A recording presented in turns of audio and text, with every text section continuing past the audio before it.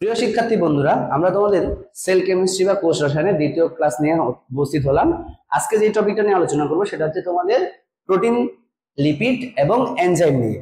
খুবই ইম্পর্টেন্ট, এখান থেকে প্রচুর পরিমাণে এমসিকিউ আসে, সো ভালো করে মনোযোগ দিতে হবে। আর যেহেতু আমরা এটা অ্যাডমিশন ক্লাস করতেছি, সেখানে সংজ্ঞা মুখস্থ করার কোনো দরকার নেই। যে জায়গাটা থেকে এমসিকিউ আসে সেই জায়গাটা তোমাকে ভালো করে পড়তে হবে।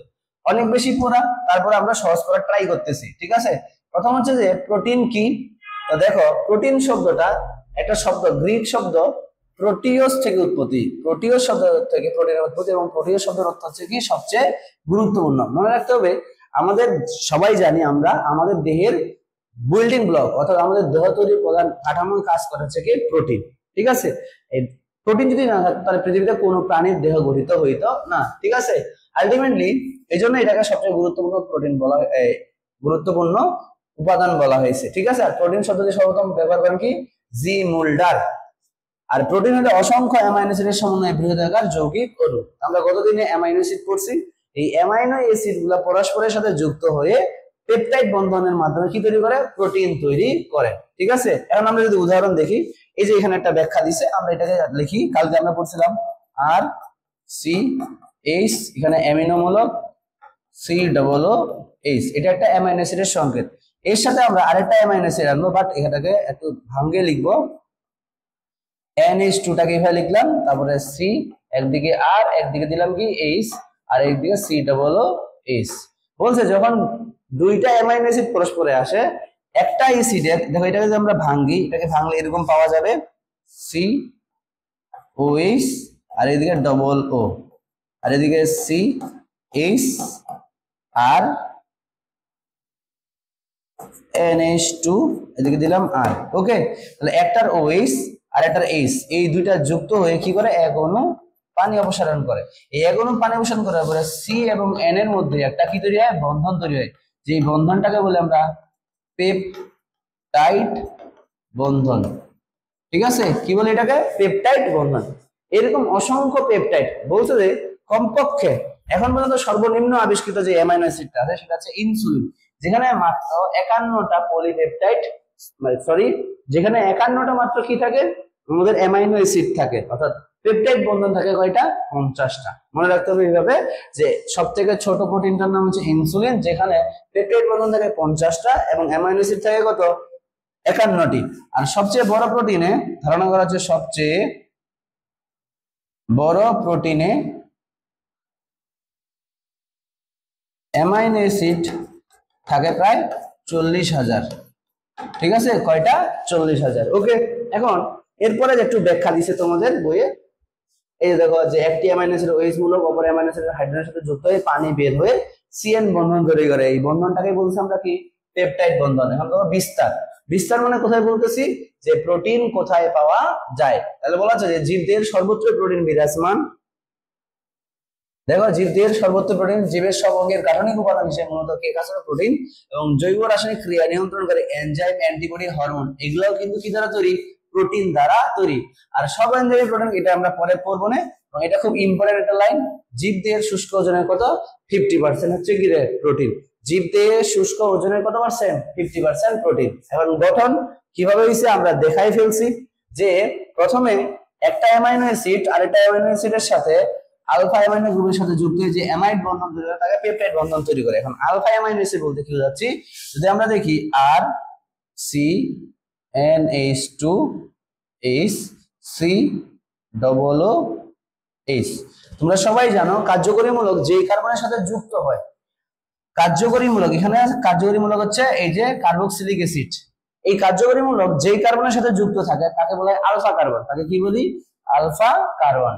এই আলফা কার্বনে কখনো যদি অ্যামিনো মূলক থাকে তখন তাকে বলা কি? Alpha amino amino acid. এটা বলা কি? আলফা অ্যামাইনো অ্যাসিড, ঠিক আছে? এখন এই আলফা কার্বনের অ্যামিনো মূলক আরেকটা OH মূলকের সাথে বিক্রিয়া করে যখন বন্ধন তৈরি করলো, যেটা একটু আগে দেখাইলাম, তাকেই বলতেছি আমরা পেপটাইড বন্ধন। প্রত্যেকটা পেপটাইড বন্ধন তৈরি হতে এক অণু পানি নির্গত হয়, কারণ এখানে আমাদের এক অণু পানি বের হয়ে গেছে। দুটি অ্যামাইনো অ্যাসিড যুক্ত হয়ে গঠন করে ডাইপেপটাইড, আর তিনটা যুক্ত হলে ট্রাইপেপটাইড, 4 থেকে 10 হলে অলিগোপেপটাইড, এবং 10-এর বেশি হয়ে গেলে আমরা সেটাকে বলবো কি?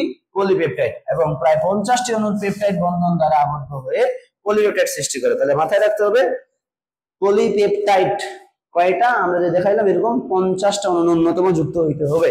ঠিক আছে, এখন এই পলিপেপটাইড গুলা আবার নিজেদের মধ্যে যুক্ত হয়ে বড় বড় অণু তৈরি করে। ঠিক আছে, তাহলে তোমরা পড়ে নেবে পেপটাইড কি, তাহলে পলিপেপটাইড কি।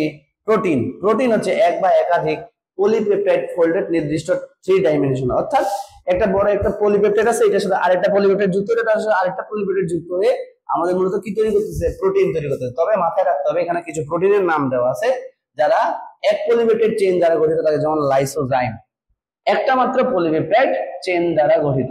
ঠিক আছে, আমি তোমাদের দুই উদাহরণ দেখাই যে এরকম করে একটা পলিপেপটাইড চেইন বলতে কি যাচ্ছে, এটা দেখো আর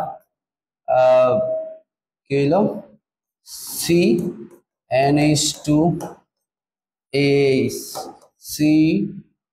CONHCHCr এরকম ধরো আমাদের এখানে সাথে আবার আসলো NHCrHCOOH। ধরো আমি এটাকে একটা জিনিস দেখাচ্ছি, এখানে আমাদের n সংখ্যক এরকম পেপটাইড বন্ধন আছে। একটা যদি চেইন থাকে তখন তাকে আমরা বলবো কি রে, এক পলিপেপটাইড দ্বারা গঠিত প্রোটিন, যেমন লাইসোজাইম। এরকম চেইন যদি দুইটা থাকে, উপরে একটা চেইন আবার নিচে আরেকটা চেইন আছে, এরকম দুইটা পলিপেপটাইড দ্বারা গঠিত প্রোটিনটাকে আমরা কি বলি, ইন্টোগ্রিন। 3 পলিপেপটাইড চেইন দ্বারা গঠিত কোলাজেন এবং 4 পলিপেপটাইড দ্বারা গঠিত হিমোগ্লোবিন। এমসিকিউ জন্য খুবই ইম্পর্টেন্ট যে নিচের কোনটি এক পলিপেপটাইড চেইন দ্বারা গঠিত, তখন আমরা লাইসোজাইম। লাইসোজাইম কোথায় থাকে, আমাদের চোখ এবং লালায়। কোথায় থাকে লাইসোজাইম এনজাইম, চোখ এবং লালা। আর ইন্টিগ্রিন কোথায় থাকে আমি নিজেও জানি না। কোলাজেন কোথায় থাকে, মাংসপেশিতে, মাংসপেশিতে থাকে। আর আমাদের হিমোগ্লোবিন কোথায় পাওয়া যায়, হিমোগ্লোবিন পাওয়া যাচ্ছে আমাদের রক্তে। ঠিক আছে, এবং এরকম কোলাজেন 3টা পলিপেপটাইড চেইন থাকে, আর হিমোগ্লোবিন আমরা যখন হিমোগ্লোবিন গঠন করবো দেখবা এরকম করে একটা হিমোগ্লোবিনের গঠন আছে। হিমোগ্লোবিনের গঠন দেখবে এরকম করে একটা 4টা চেইন আছে। ঠিক আছে, এই যে 4টা চেইন, এই পলিপেপটাইড চেইনটাকে আমরা কি বলতেছি, হিমোগ্লোবিন। ঠিক আছে, এটা ভালো করে মাথায় রাখতে হবে। এরপরে চলে যাই আমরা প্রকরণ। প্রকরণ পড়ার দরকার নেই, আমাদের চলতে হবে প্রোটিনের বৈশিষ্ট্য। ভেরি ভেরি মোস্ট ইম্পর্টেন্ট প্রোটিনের বৈশিষ্ট্য। ঠিক আছে, এখন এখানে একটা কথা বলা হচ্ছে যে প্রোটিন কলয়েড প্রকৃতির এবং অধিকাংশই কেলাসিত। কলয়েড মানে কি, তারা পানিকে আকর্ষণ করে। কি করে, পানিকে আকর্ষণ করে। অধিকাংশ কেলাসিত হয়। ঠিক আছে, এবং প্রোটিনকে আদ্রা বিশ্লেষণ করলে আমরা অ্যাসিড, ক্ষার এবং এনজাইম সহযোগে এগুলা পাওয়া যায়, অ্যামাইনো অ্যাসিড পাওয়া যায়।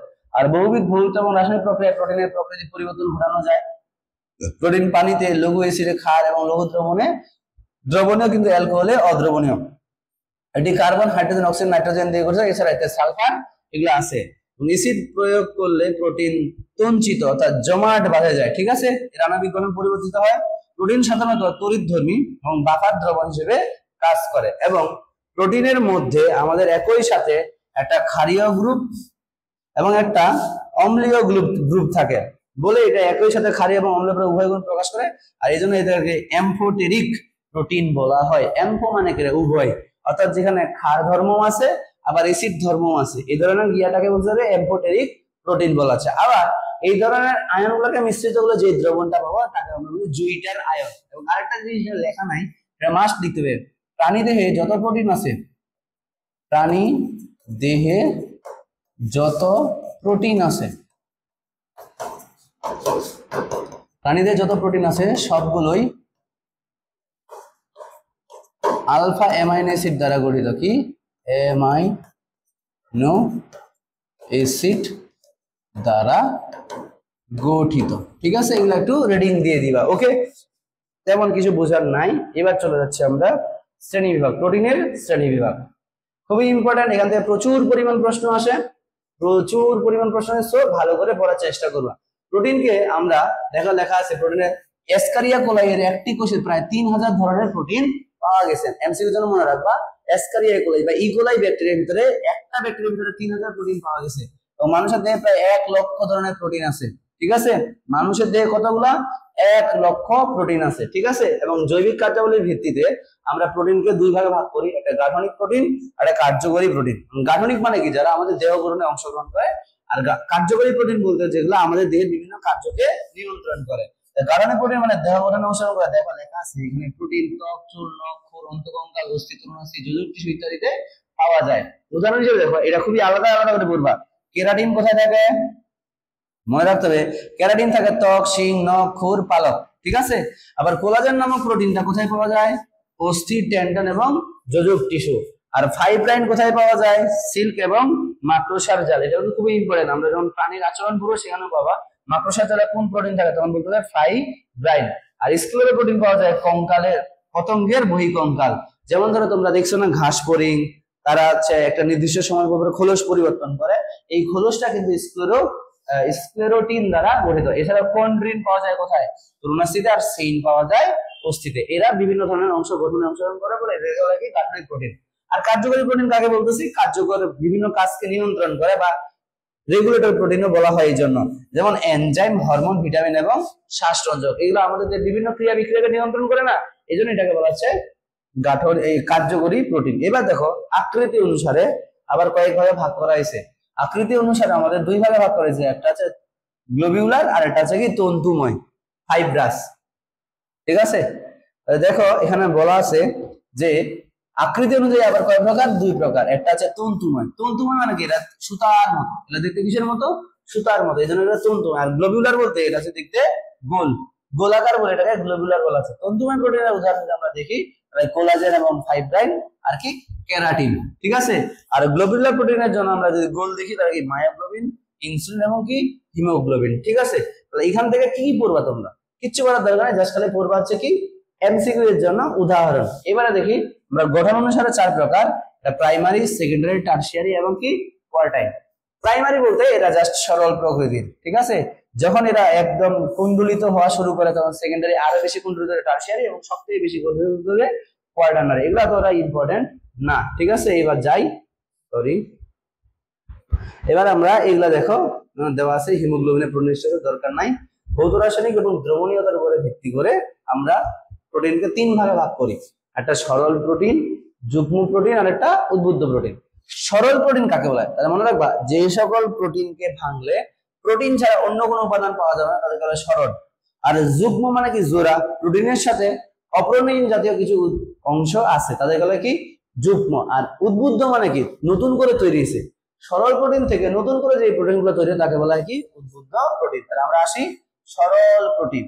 দেখো লেখা আছে সরল প্রোটিন কাকে বলা হয়, যে সকল প্রোটিনকে এনজাইম দ্বারা বা অ্যাসিড দ্বারা ভাঙলে অ্যামাইনো অ্যাসিড ছাড়া অন্য কিছু পাওয়া যায় না। কি বলছে, আদ্র বিশ্লেষণ করলে অ্যামাইনো অ্যাসিড ছাড়া অন্য কিছু পাওয়া যায় না, তাহলে সরল প্রোটিন। সরল প্রোটিন আবার কয় ভাগে বিভক্ত, 7 ভাগে বিভক্ত। খুবই ইম্পর্টেন্ট নামগুলো বলছে, albumin, globulin, glutelin, prolamin, protamine, তারপরে আরো আছে, এগুলো আমরা পড়বো। তাহলে দেখো অ্যালবুমিন কোথায় পাওয়া যায়, জাস্ট খালি পড়বা কোথায়, ডিমের সাদা অংশে, তারপরে হচ্ছে আমাদের রক্ত লসিকায় সিরাম অ্যালবুমিন, তারপর হচ্ছে আমাদের গমের বীজে লিউকোলিন, শিমের বীজে। এগুলো মুখস্থ করা খুব কষ্ট, বাট একবার দেখে নিতে পারো, সবটাই যে আসলে কষ্ট এমনটা না। বেশিরভাগ আসলে নিচের কুণ্ডি পানিতে দ্রবীভূত হয়, আর নিচের কুণ্ডি পানিতে দ্রবীভূত নয়। এটা পানিতে দ্রবীভূত হয় বা নয় এটা একটু পরে বলাচ্ছি।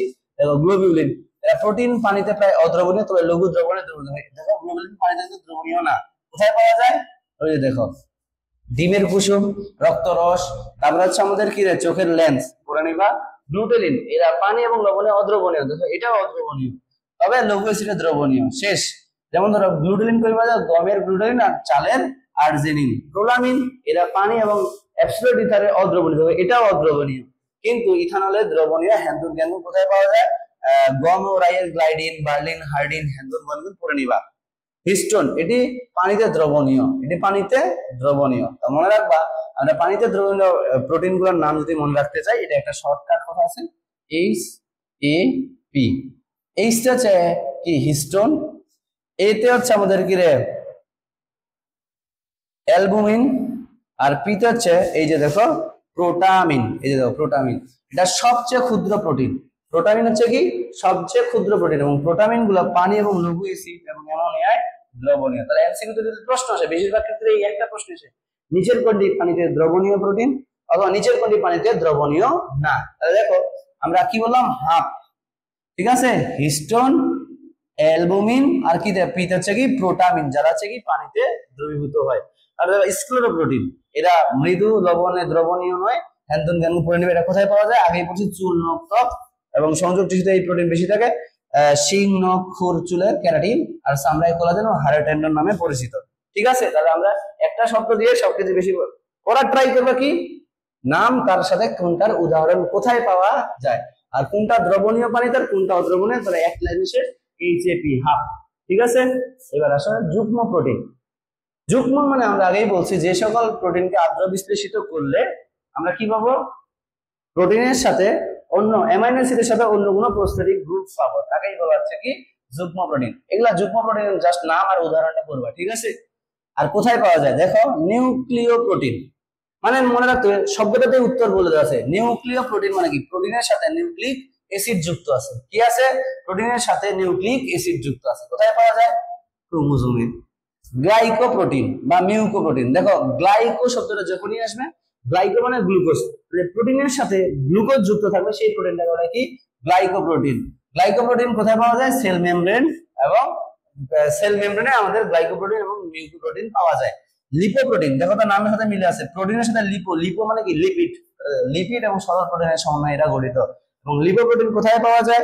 লেখা আছে নিউক্লিয়াস, মাইটোকন্ড্রিয়া, ক্লোরোপ্লাস্ট ইত্যাদি। ঠিক আছে, পড়ে নিবা। এবং এই লাইনটা খুবই ইম্পর্টেন্ট, মানুষের রক্তের প্লাজমা প্রোটিনও কিন্তু এক ধরনের লিপোপ্রোটিন। ঠিক আছে, মানুষের রক্তের প্লাজমা প্রোটিন এক ধরনের কি লিপোপ্রোটিন। এবার দেখো ক্রোমোপ্রোটিন। প্রোটিন মানে তো প্রোটিন, আর ক্রোমো মানে রং, অর্থাৎ যখন আমাদের প্রোটিনের সাথে কোনো রঞ্জক পদার্থ যুক্ত থাকছে তখন তাকে আমরা বলবো কি ক্রোমোপ্রোটিন। যেমন ধরো আমাদের carotenoids protein, chlorophyll protein, haemoglobin, এগুলো সবাই হচ্ছে কি রঞ্জক পদার্থ তৈরি। এবং মেটালও মানে কি? মেটাল মানে ধাতু, অর্থাৎ প্রোটিনের সাথে যখন ধাতু থাকবে, যেমন জিঙ্ক, আয়রন, ম্যাঙ্গানিজ, ম্যাগনেসিয়াম এবং জিঙ্ক কোথায় পাওয়া যায়? আমাদের এই যে মেটালো প্রোটিনের উদাহরণ হচ্ছে কি সিডারোফিলিন, আর এটা কি সেলোপ্লাজমিন। ওকে, এবার যাই আমরা পরের অংশে। ঠিক আছে, এবার ফসফোপ্রোটিন। দেখো নিজেই বুঝতেছো ফসফোপ্রোটিন মানে কি? প্রোটিনের সাথে কি আছে? ফসফেট। এটা খুবই একটা ইম্পর্টেন্ট উদাহরণ দেওয়া আছে, কমন যে উদাহরণটা মানে বেশি করে ট্রাই করবা। এই যে দেখো, দুধের ক্যাসিনোজেন এবং ডিমের ভাইটালিন হচ্ছে কোন টাইপের? ফসফোপ্রোটিন। এবং ফ্লাভোপ্রোটিন কাকে বলতেছি? এখানে ফ্লাভিন যৌগ যেমন FAD এগুলো থাকে। আর লৌহ পোরফাইরিন মানে বুঝতে হবে প্রোটিনের সাথে আমাদের লৌহ জাতীয় উপাদান থাকে। এবারে সেই উদ্বুদ্ধ প্রোটিন, আমরা আগেই বলছি যেই প্রোটিন গুলা সরল প্রোটিন থেকে তৈরি হয় নতুন করে, তাদেরকে বলে উদ্বুদ্ধ প্রোটিন। ঠিক আছে, তাদের প্রভাবে এনজাইম বা রাসায়নিক পদার্থের বিক্রিয়ায় অথবা কৃত্রিমভাবে প্রোটিন অণু থেকে তৈরি হয়। উদাহরণ হিসেবে আমরা দিতে পারি পেপটাইড, প্রোটিওস, পেপটন, ফাইব্রিন। যেমন মায়োসিন থেকে আছে মায়োসান, এবং অ্যালবুমিন থেকে কি রে অ্যালবুমাস। এগুলো তোমরা একটু পড়ে নিবা। আবার গুণগত ভিত্তিতে দুই প্রকার, প্রথম শ্রেণীর প্রোটিন আর একটা হচ্ছে কি গুণগত বৈশিষ্ট্যের ভিত্তিতে দুই প্রকার, প্রথম শ্রেণীর প্রোটিন আর কি দ্বিতীয় শ্রেণীর প্রোটিন। আমরা পড়ছিলাম যে আমাদের দেহের জন্য অত্যাবশ্যকীয় কতগুলো অ্যামাইনো অ্যাসিড আছে? কয়টা? 8টা। শিশুদের ক্ষেত্রে 10টা। এই 8টা অ্যামাইনো অ্যাসিড যেই খাদ্যগুলোর ভিতরে পর্যাপ্ত পরিমাণে থাকে তাহলে প্রথম শ্রেণীর প্রোটিন। আর দ্বিতীয় শ্রেণীর প্রোটিনের মধ্যে 8টা amino acid, essential amino acid গুলো পর্যাপ্ত পরিমাণে থাকে না। এই জন্য মনে রাখবে খাদ্য তালিকায় আমাদের কাদের গুরুত্ব দিতে হবে? প্রথম শ্রেণীর প্রোটিনকে গুরুত্ব দিতে হবে। ওকে, এবার যাও প্রথম শ্রেণীর প্রোটিন আমরা পড়ে ফেলছি যে যেসব প্রোটিনের সবকটি অপরিহার্য অ্যামাইনো অ্যাসিড থাকে তাকেই বলা হয় প্রথম শ্রেণীর প্রোটিন। মনে রাখবে যত প্রাণীজ প্রোটিন আছে তারা সবাই হচ্ছে কি প্রথম শ্রেণীর প্রোটিন। আর দ্বিতীয় শ্রেণীর প্রোটিন হচ্ছে কি যে সবগুলো অ্যামাইনো অ্যাসিড থাকে না তাদের দ্বিতীয় শ্রেণীর প্রোটিন বলা হয়, সামান্য ব্যতিক্রম। এগুলো আমরা পড়ে ফেলছি। এবার দেখো প্রোটিনের কাজ, ইম্পর্টেন্ট, মোটামুটি ভালোই ইম্পর্টেন্ট। ঠিক আছে, প্রোটিনের কাজ কি? আমরা জানি প্রথম কাজটা দেহের গাঠনিক উপাদান হিসেবে কাজ করে, কোষে প্রোটিন সঞ্চিত খাদ্য হিসেবে কাজ করে এবং প্রয়োজনীয় শক্তি উৎপাদন করে, বিভিন্ন অঙ্গাণু এবং কোষ ঝিল্লি গঠনে কাজ করে।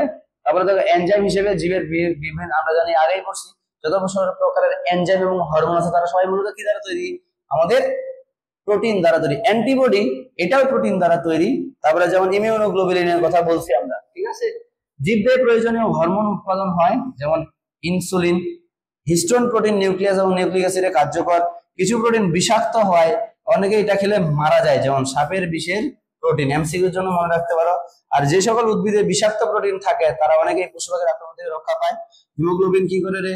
অক্সিজেন পরিবহন করে, মানবদের পেপের থেকে উৎপাদিত ডিফেন্সিভ অ্যান্টিবডি কাজ করে এবং পিগমেন্ট হিসেবে কাজ করে, যেমন রোডোপসিন, যেটা আমাদের কি আমাদের রড কোষ তৈরিতে সাহায্য করে, চোখের যে রড কোষ আছে, ঠিক আছে।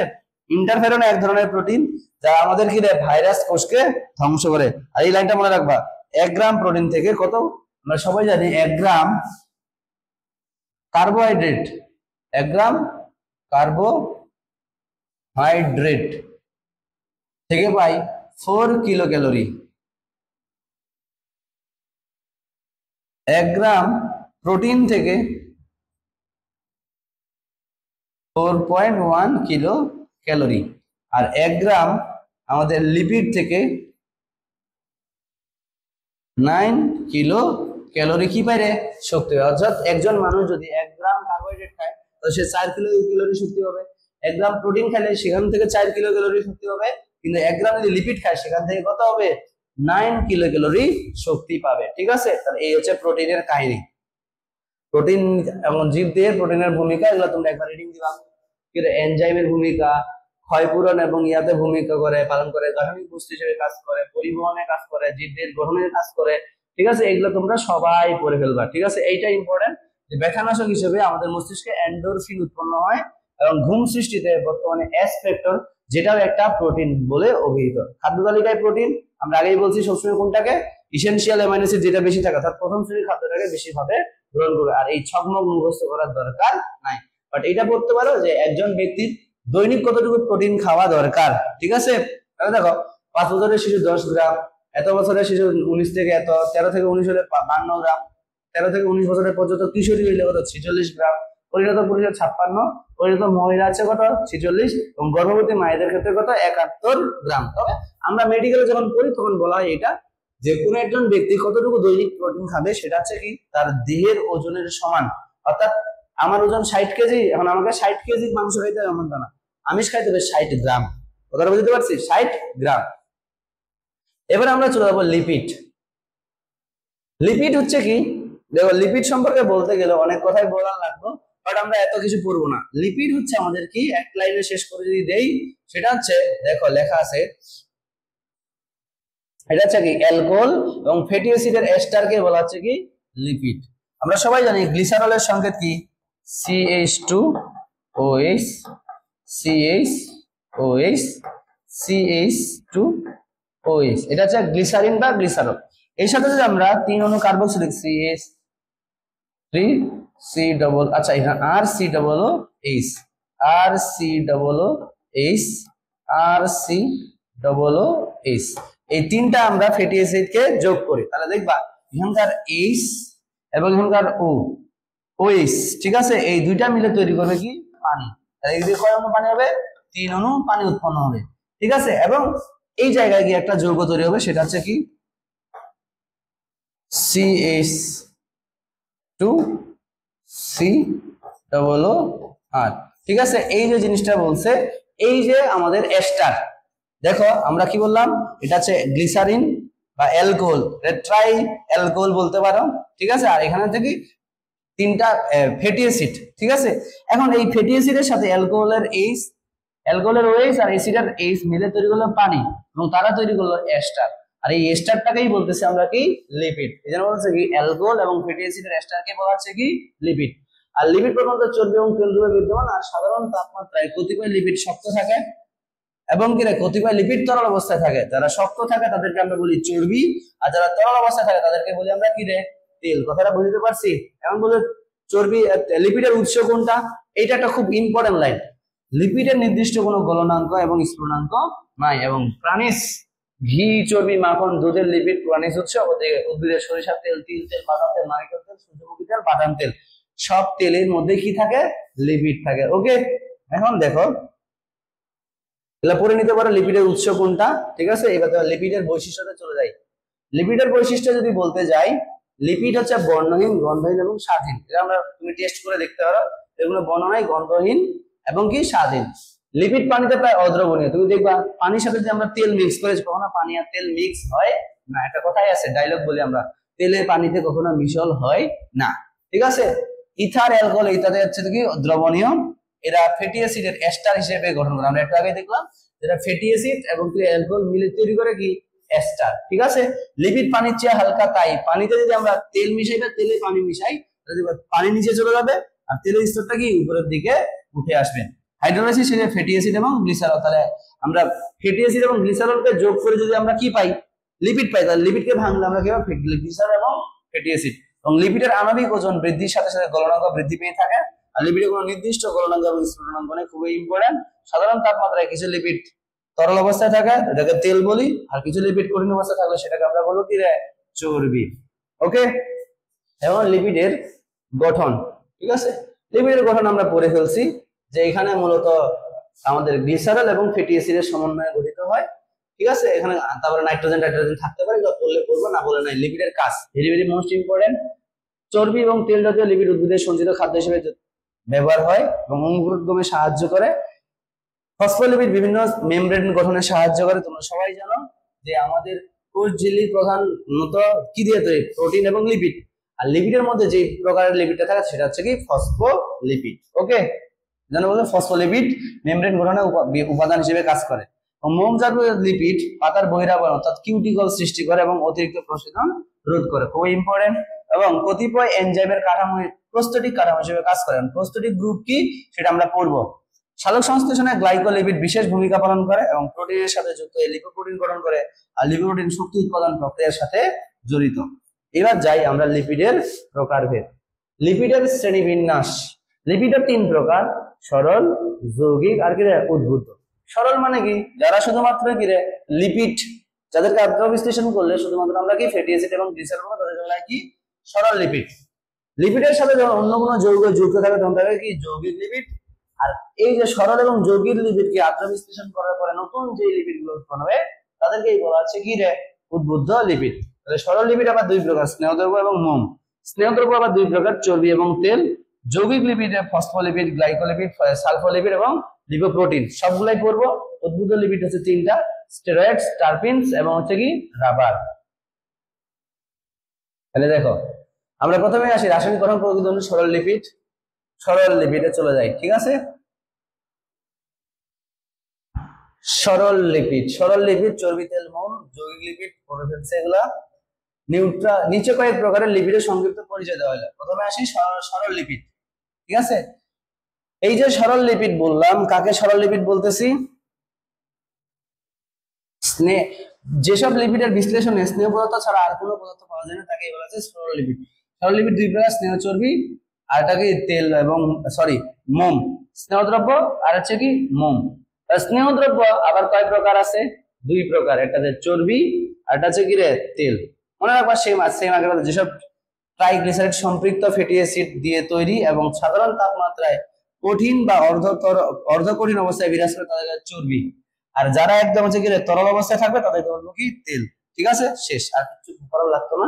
তোমরা একটা পার্থক্য পড়ে নিবা, তেল এবং চর্বির মধ্যে পার্থক্য। ঠিক আছে, দেখো সাধারণত লম্বা শিকল যুক্ত ফ্যাটি অ্যাসিড আর তেলটা খাটো শিকল যুক্ত ফ্যাটি অ্যাসিড, যেখানে সম্পৃক্ত ফ্যাটি অ্যাসিড ধারণ করে। সম্পৃক্ত মানে তো তোমরা জানোই, যেখানে আমাদের কার্বন কার্বনের শুধুমাত্র এক বন্ধন থাকে তাকে বলে কি সম্পৃক্ত। আর যেখানে কার্বন কার্বন দ্বিবন্ধন অথবা কি থাকবে ত্রিবন্ধন তাকে বলে অসম্পৃক্ত। আর কক্ষ তাপমাত্রায় এরা কঠিন বা অর্ধ কঠিন, আর তেল কক্ষ তাপমাত্রায় তরল, তুমি নিজেই বুঝতেছো। ঠিক আছে, আর গলনাঙ্ক অনেক বেশি, প্রায় 70-এর কাছাকাছি। লোরিক অ্যাসিড, স্টেরিক অ্যাসিড এটা হচ্ছে উদাহরণ। আর গলনাঙ্ক অনেক কম, যেমন তোমার ওলিক অ্যাসিড আর লিনোনিক অ্যাসিড হচ্ছে আমাদের তেলের উদাহরণ। ঠিক আছে, এগুলো পড়ে নিবা। এখন আসি আমরা ট্রাইগ্লিসারাইড। খুবই ইম্পর্টেন্ট একটা জিনিস, ট্রাইগ্লিসারাইড কি। এই যে একটু আগে দেখলাম আমরা গ্লিসারিনে ওএইচ মূলক ওএইচ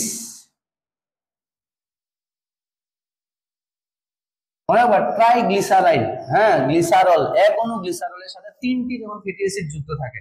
এখানে একটা ফ্যাটি অ্যাসিড,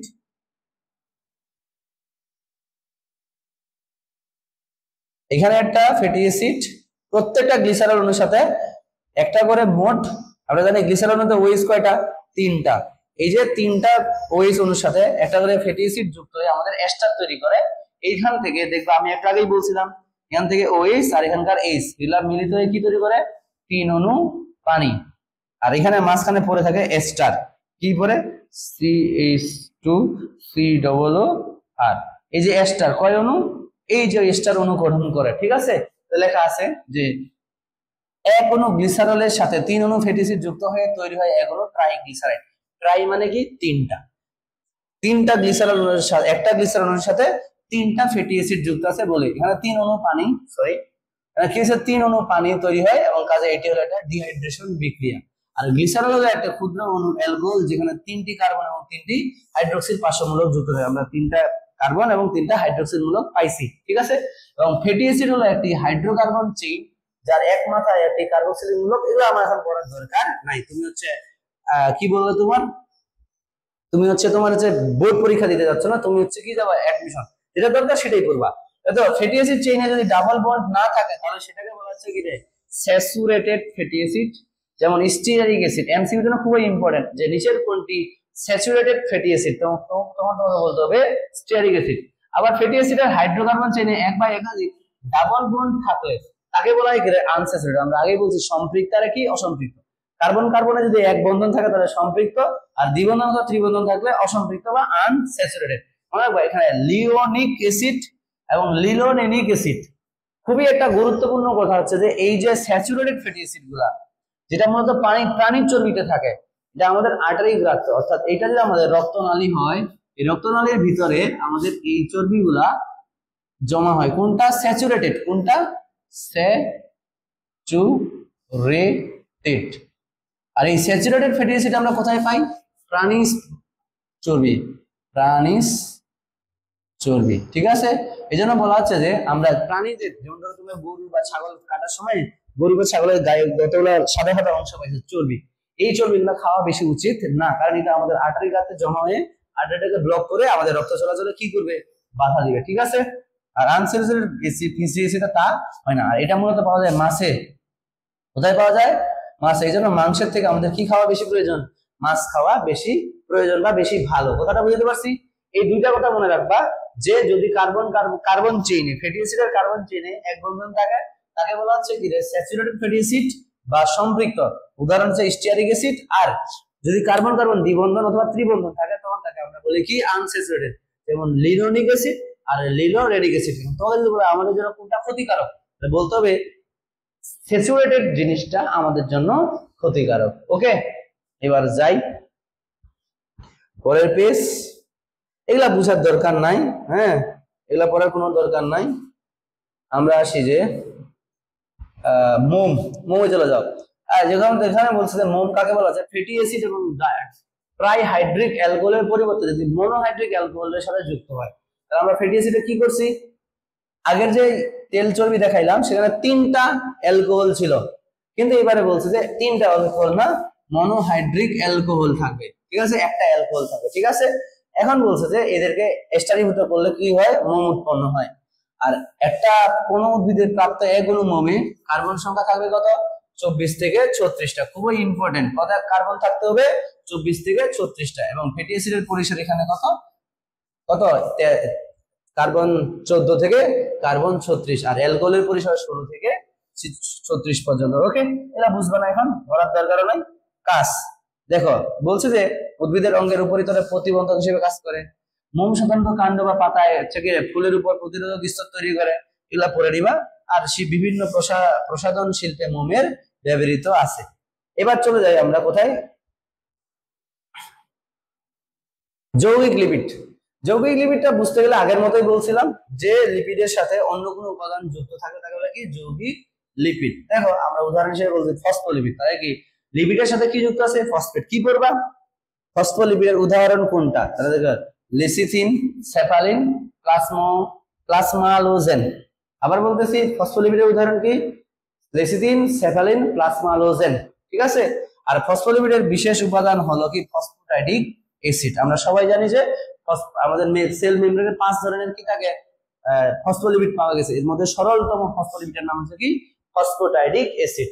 দেখো এরা সেল মেমব্রেন, মাইটোকন্ড্রিয়া, ক্লোরোপ্লাস্ট এবং এন্ডোপ্লাজমিক রেটিকুলাম এবং নিউক্লিয়ার এনভেলপ। অর্থাৎ ফসফোলিপিডের কাজ হচ্ছে কি বিভিন্ন ধরনের ঝিল্লি তৈরি করা, ঠিক আছে। কাজ দেখো, কোষ ঝিল্লি এবং বিভিন্ন কোষ অঙ্গাণু ঝিল্লি গঠনের উপাদান হিসেবে কাজ করে, আয়রন বাহক হিসেবে কাজ করে, কতিপয় এনজাইমের প্রস্তুতিক গ্রুপ হিসেবে কাজ করে, ফসফোলিপিড রক্ত জমাট বাঁধতে, খুবই ইম্পর্টেন্ট একটা লাইন, ফসফোলিপিড রক্ত জমাট বাঁধতে সাহায্য করে, আর কোষের ভেদ্যতা এবং পরিবহন প্রক্রিয়াকে নিয়ন্ত্রণ করে, অর্থাৎ এক কোষ থেকে আরেক কোষে বিভিন্ন দ্রব্য যাতায়াতকে নিয়ন্ত্রণ করতেছে।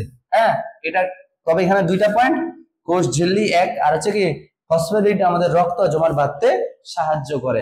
এবার যদি আমরা আসি গ্লাইকোলিপিড, দেখো লিপিডের সাথে যখন গ্লুকোজ যুক্ত থাকবে, কি থাকবে, গ্লুকোজ বা কার্বোহাইড্রেট যুক্ত থাকে, তখন তাকে গ্লাইকোলিপিড বলা হয়। আর এতে ফসফেটের পরিবর্তে গ্যালাকটেজ যুক্ত থাকলে থাকে, ঠিক আছে, এগুলো পড়ে নিবা। গ্লাইকোপ্রোটিন এবং গ্লাইকোলিপিডকে আমরা একসাথে কি বলি, গ্লাইকোক্যালিক্স বলি, যেটা আমরা কোষ ও এর গঠন অধ্যায়ে পড়ে ফেলছি। এখন দেখো গ্লাইকোলিপিডের কাজ, এটা যে ফটোসিনথেটিকের অঙ্গাণু গঠনে ভূমিকা পালন করে আর ফটোসিনথেসিস অর্থাৎ সালোক সংশ্লেষণ প্রক্রিয়ায় সাহায্য করে। এবার সালফোলিপিড, সালফোলিপিড কাকে বলতেছি, যে গ্লাইকোলিপিডের সালফার থাকে তাকেই বলতেছি কি সালফোলিপিড, এবং এরা হচ্ছে কোথায় পাওয়া যায়, ক্লোরোপ্লাস্টে উপস্থিতি সীমাবদ্ধতা থাকে, ঠিক আছে। এবার দেখো লিপোপ্রোটিন, খুবই ইম্পর্টেন্ট, প্রোটিনের সাথে যখন লিপিড যুক্ত থাকে তখন তাকে বলা হয় কি লিপোপ্রোটিন, ঠিক আছে। আর এই লিপোপ্রোটিন কি করে কাজ দেখো, কোষ অঙ্গাণুর গাঠনিক উপাদান হিসেবে কাজ করে, এবং লিপোপ্রোটিন মাইটোকন্ড্রিয়াতে ইলেকট্রন ট্রান্সপোর্ট চেইনের সাথে জড়িত থাকে, শক্তি উৎপাদনে সাহায্য করে। এবার একটা টপিক আসতেছি, যে টপিকটা তোমার জন্য খুব খুব খুব খুব খুব বেশি ইম্পর্টেন্ট, সেটা হচ্ছে লিপিড প্রোফাইল। 100% মনোযোগ দিয়ে পড়বা, ঠিক আছে। লিপিড প্রোফাইল, লিপিড প্রোফাইল জিনিসটা আছে এরকম, ধরো আমার কাছে কোন একজন ব্যক্তি হার্টের প্রবলেম অথবা তার প্রেসারের প্রবলেম নিয়ে আসলো, তখন আমি তার হার্টের কন্ডিশন বা তার শরীরে কি পরিমাণ চর্বি বা কোলেস্টেরল আছে সেটা টেস্ট করার জন্য আমরা যেই টেস্টটা দিই সেটাকে লিপিড প্রোফাইল টেস্ট বলি, ঠিক আছে। তাহলে এই লিপিড প্রোফাইলে আমরা চারটা জিনিস দিই, কয়টা জিনিস, চারটা, টোটাল কোলেস্টেরল, এইচডিএল, এলডিএল এবং কি ট্রাইগ্লিসারাইড। টোটাল কোলেস্টেরল মানে কি তার শরীরে কোলেস্টেরলের পরিমাণ কত, এইচডিএল এর পরিমাণ কত, এলডিএল এর কত, আর কি ট্রাইগ্লিসারাইড, এটা আমাদের সহনশীল মাত্রা। এবং সর্বশেষ, এবং এটার বেশি হয়ে গেলে আমাদের দেহে রোগের একটা কি দেখা দিবে, লক্ষণ দেখা দিবে, ঠিক আছে। ডিজারেবল হচ্ছে কি, নরমালি কোলেস্টেরল থাকা দরকার 200 মিলিগ্রাম পার ডেসিলিটারের কম, এইচডিএল যেটা একটা ভালো প্রোটিন এটাকে থাকতে হবে 40 মিলিগ্রাম পার ডেসিলিটারের থেকে বেশি বেশি, আর এলডিএল যেটা একটা খারাপ এটা কোলেস্টেরল, তাহলে সেটা থাকতে হবে 100 মিলিগ্রাম পার ডেসিলিটারের কম, আর ট্রাইগ্লিসারাইড থাকতে হবে 150 পার মিলিগ্রাম পার ডেসিলিটারের থেকে কম থাকতে হবে, ঠিক আছে। তোমরা এই ভ্যালুগুলো একবার পড়ে নিবা, শেষ। এবার আসি আমরা উদ্বুদ্ধ প্রোটিন। উদ্বুদ্ধ প্রোটিনের মধ্যে আমরা বলবো যে এগুলো আছে নতুন করে তৈরি, যেমন যৌগিক লিপিডের আত্ম বিশ্লেষণের ফলে যে লিপিডগুলো উদ্বুদ্ধ হয় তাকেই বলা হয় উদ্বুদ্ধ। উদ্বুদ্ধ মানে নতুন করে তৈরি হয়েছে। আবার যেসব যৌগে আমাদের আইসোপ্রিনের পরিমাণ দ্বারা গঠিত তাদের বলে টার্পিনোয়েডস, ঠিক আছে, খুবই স্টেরয়েড। দেখো এটা বোঝার দরকার নাই স্টেরয়েড কি, তাহলে মনে রাখবা স্টেরয়েড তাদেরকে বলা আছে যাদের মধ্যে এই আইসোপ্রিন একক থাকে তাদেরকে বলা স্টেরয়েড। যদি কখনো এই আইসোপ্রিন এককের সাথে কখনো হাইড্রোক্সিল মূলক থাকে তখন তাকে বলা হবে স্টেরল।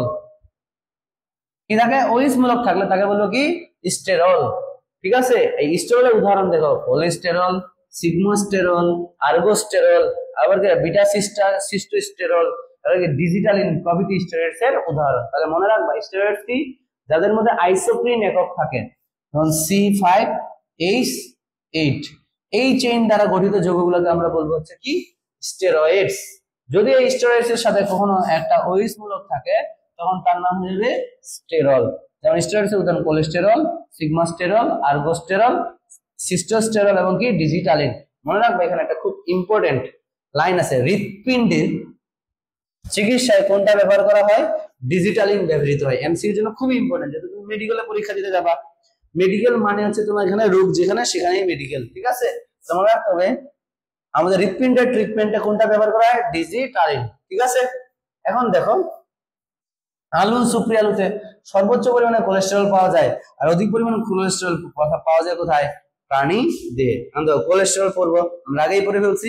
কোলেস্টেরল একটা স্টেরল বা আমাদের স্টেরয়েড জাতীয় উপাদান, ঠিক আছে। আর এটা অতি প্রয়োজনীয় এবং পিত্তের প্রধান উপাদান এবং ভিটামিন ডি এর পূর্ব সূচক, কারণ কোলেস্টেরল থেকেই মূলত পরবর্তীতে কি হয় রে, ভিটামিন ডি তৈরি হয়। ওকে, এবার যাও যে কোলেস্টেরল দুই প্রকার, এটা এলডিএল আর এটা কি এইচডিএল। আমি যদি তোমাকে বলি এলডিএল আর এইচডিএল জিনিসটা কি, ঠিক আছে।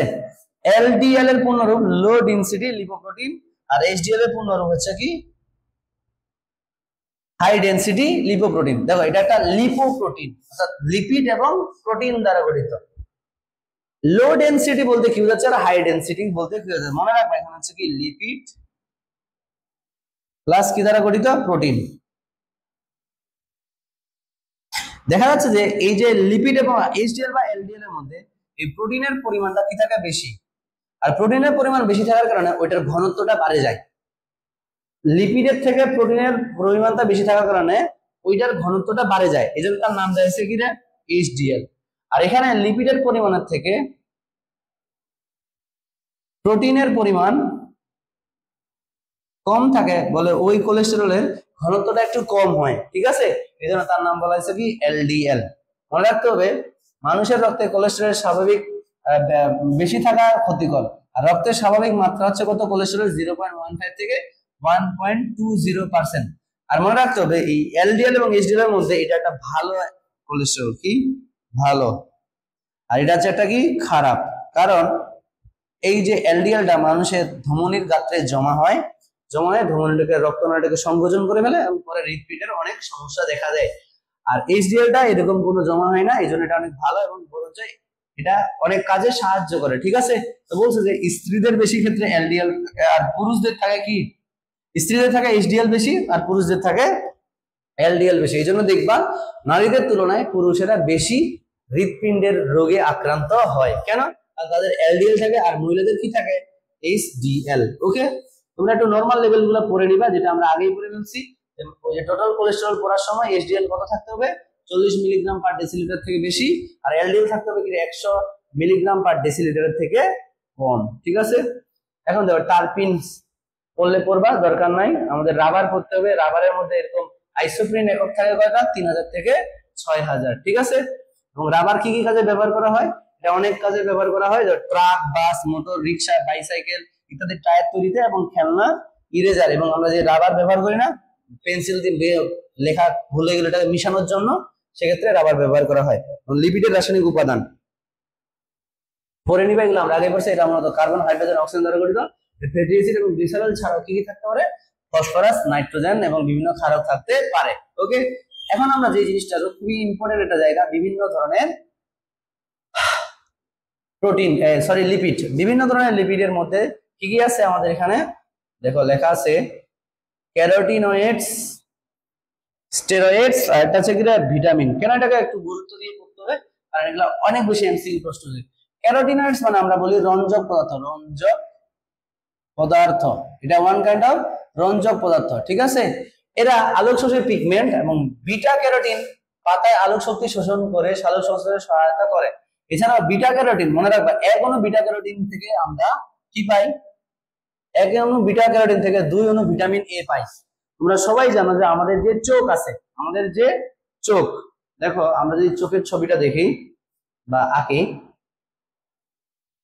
দেখো এখানে আমরা আমাদের যে চোখ, ধরো এটা আমাদের চোখ, চোখের বাইরে একটা সাদা স্তর থাকে, চোখের বাইরে একটা কি থাকে, সাদা স্তর থাকে, এটার নাম হচ্ছে স্ক্লেরা। এর নাম কি, স্ক্লেরা। এরপরে একটা কালো স্তর থাকে, ঠিক আছে। ধর আমি কালোটা দিলাম না, ওটাকে নীল দিছি, এটার নাম হচ্ছে করোয়েট, করোয়েট। এবং এর ভিতরে একটা পিঙ্কি কালার থাকে, কোন কালার, পিঙ্কি কালারের স্তর থাকে, যার নাম হচ্ছে কি রেটিনা, যার নাম কি রেটিনা, ঠিক আছে। এরপরে এখানে আমাদের লেন্স থাকে, তারপরে এখানে আইরিশ, কর্নিয়া, এগুলো তোমরা পড়ে নিবা যখন আমরা এই অধ্যায়টা পড়বো, তখন আরো বিস্তারিত আলোচনা করবো। আমি যেটা করতে যাচ্ছিলাম যে এই রেটিনাতে 2 ধরনের কোষ থাকে, একটা যে রড কোষ, আর একটা কি কোন কোষ। তো রডের ডি আছে না, এটা হচ্ছে কি ডার্ক আলোতে, অর্থাৎ অন্ধকার আলোতে দেখতে সাহায্য, আর কোণের সি আছে, এই জন্য কি কালার, এটা রঙিন আলোতে দেখতে সাহায্য করে। রেটিনাতে রড কোষ মূলত একটা প্রোটিন দ্বারা তৈরি হয়, কি তৈরি দ্বারা, প্রোটিন রডোপসিন, রডোপসিন নামক প্রোটিন দ্বারা গঠিত, রডোপসিন। এই রডোপসিন প্রোটিন তৈরিতে আমাদের ভিটামিন এ এর খুব প্রয়োজন, যে কারণে যাদের ভিটামিনের অভাব থাকে তাদের রডোপসিন উৎপন্ন হয় না, আর রডোপসিন উৎপন্ন হলে আমাদের রড কোষগুলো সুগঠিত হয় না, তখন আমরা রাতের বেলায় অন্ধকার জিনিস দেখতে পাই না, তখন এই রোগটাকে বলা হয় কি রাত কানা রোগ। এই রোগটাকে আমরা কি বলি রাত কানা রোগ। ঠিক আছে, দেখেন লেখাই আছে যে এখানে কি লেখা আছে দেখো, যে বিটা ক্যারোটিন ভেঙে 2 অণু ভিটামিন এ তৈরি করে, আর এই ভিটামিন এ তৈরি করে যা রোডোপসিন তৈরি করে, রোডোপসিন নামক প্রোটিন, আর রোডোপসিন দৃষ্টিশক্তি দান করে। যদি আমাদের এই ক্যারোটিনয়েডস গুলো না পাই তাহলে আমাদের কোন রোগ হবে রাত কানা রোগ হবে। কারণ রোডোপসিন পাওয়ার জন্য আমরা কি কি খাইতে পারো, কোথায় যেতে পারো, ভিটামিন এ, ডিমের কুসুম, গাজর এবং কি রে টমেটোতে আমরা বিটা ক্যারোটিন পাবো। এবং আছে স্টেরয়েডস, মনে রাখবো আমাদের শরীরে যে যৌন হরমোন গুলো আছে, বিশেষ করে পুরুষের টেস্টোস্টেরন আর মহিলাদের ইস্ট্রোজেন, এগুলো মূলত এক ধরনের স্টেরয়েড জাতীয় উপাদান। ঠিক আছে, এগুলো কি করে দেখো লেখা আছে যে এরা মূলত আমাদের কর্টিসল, কার্বোহাইড্রেট, প্রোটিন হজম এবং কি রে লবণ ভারসাম্য, পানি ভারসাম্য এবং যৌন বিকাশে অবদান রাখে। কোলেস্টেরল লিভারে তৈরি হয় এবং কোষীয় ঝিল্লি গঠনে সাহায্য করে। তারপরে টেস্টোস্টেরন আমাদের যৌন ক্ষমতা সৃষ্টি করে বা যৌন বিকাশ ঘটায়। বাইল সল্ট তৈরিতেও সাহায্য করে এবং খাদ্যের চর্বি হজমে অবদান রাখে। আমরা সবাই জানি কি বাইল সল্ট বড় বড় চর্বি কণাকে ভেঙে ছোট ছোট চর্বি কণায় পরিণত হয়ে যায়, ইমালসিফিকেশন বলছিলাম। ঠিক আছে, এই জন্য বলছে বাইল সল্ট মূলত কি দ্বারা তৈরি, কোলেস্টেরল দ্বারা তৈরি। ঠিক আছে, এবার দেখো অতিমাত্রায় কোলেস্টেরল ধমনীর লুমেন বন্ধ করে দিতে পারে, আর রক্তে এলডিএল বেশি থাকা ভালো নয় কিন্তু এইচডিএল থাকা মঙ্গলজনক। ঠিক আছে, এবার ভিটামিন সমূহ, ভিটামিন গুলো মূলত আমাদের কি থাকে স্টেরয়েড জাতীয় উপাদান থাকে। ক্যারোটিন থেকে যেমন ভিটামিন এ তৈরি হয়, এর অভাবে আমাদের কি ত্বক শুষ্ক এবং রাতকানা রোগ হয়। এছাড়া ভিটামিন ডি কোথায় তৈরি হয়, অন্ত্রে। কার মাধ্যমে, প্রথমে ভিটামিন ডি তৈরি হয় প্রথমে সূর্যের আলো যখন আমাদের ত্বকে পড়ে, তখন এখান থেকে কোলেস্টেরলটা ভেঙে চলে যাবে কোথায়, লিভারে। লিভার থেকে তারপর যাবে কিডনিতে এবং কিডনিতে গিয়ে কার্যকর ডি ভিটামিনে পরিণত হবে। এছাড়া একদল লিপিড ভিটামিন ই তৈরিতে হিসেবে পরিচিত, এগুলো তোমরা পড়ে নিবা। তাহলে তোমাদের ভালো করে মাথায় রাখতে হবে ভিটামিনের প্রকারভেদ, যেটা আমরা পরিপাক অধ্যায়ে পড়বো, তার সাথে সাথে কোন ভিটামিনের অভাবে কোন রোগটা হয়। যেমন আমরা জানি ভিটামিন এর অভাবে কি হয় রাতকানা, ভিটামিন বি এর অভাবে হচ্ছে বেরি, ভিটামিন সি এর অভাবে হচ্ছে কি স্কারবি, ভিটামিন ডি এর অভাবে হচ্ছে আমাদের কি রিকেটস, ভিটামিন ই এর অভাবে বন্ধ্যাত্ব, আর ভিটামিন কে এর প্রভাবে রক্ত শূন্যতা। ঠিক আছে, এগুলো তোমাকে ভালো করে পড়তে হবে। তারপর আমি লিখে দিচ্ছি, যদি তোমরা না পাও তোমরা সার্চ দিলেই পাবা। তারপর আমি লিখতেছি অভাবজনিত রোগ, লিখে রাখতেছি কি ভিটামিনের অভাবজনিত রোগ, ভিটামিনের অভাবজনিত রোগ। ঠিক আছে, ভিটামিন এ এর অভাবে কি হয় রে রাত কানা, আর ত্বক শুষ্ক হয়ে যায়, কি হয়ে যায় ত্বক শুষ্ক। ভিটামিন বি এর অভাবে কি হবে বেরি,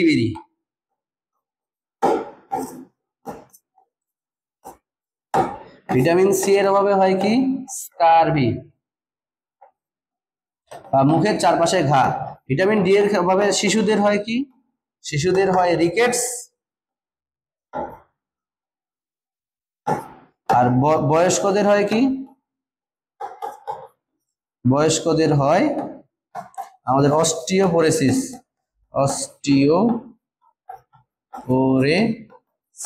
ঠিক আছে।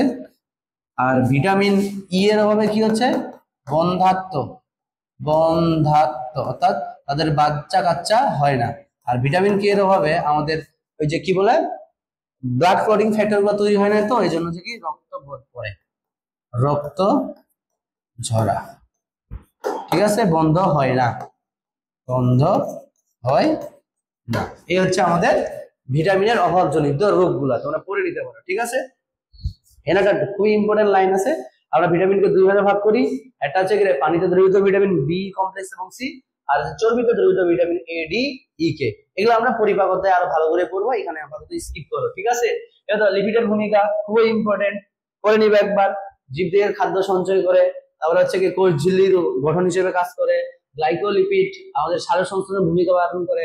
ফসফোলিপিড আয়নের বাহক হিসেবে কাজ করে। পানিতে দ্রবীভূত ভিটামিন বি, সি এবং এগুলো পড়ে নিবা। ফসফোলিপিড জীবদের প্রতিরোধ উৎসেচক এর প্রস্তুতিক হিসেবে কাজ করে, আমরা আগেই পড়ে ফেলছি, সো নো প্যারা। এবার আমরা চলে যাবো এনজাইম। আমাদের লাস্ট টপিক হচ্ছে কি এনজাইম। দেখো এনজাইম জিনিসটা হচ্ছে কি, এনজাইম হচ্ছে এমন একটা উপাদান, তোমরা সবাই কেমিস্ট্রিতে পড়ছো প্রভাবক, যারা কোনো বিক্রিয়ায় উপস্থিত থেকে বিক্রিয়ার গতি এবং গতিকে হ্রাস অথবা বৃদ্ধি করে, কিন্তু বিক্রিয়া শেষে নিজে অপরিবর্তিত থাকে, তাদেরকে বলা হয় প্রভাবক।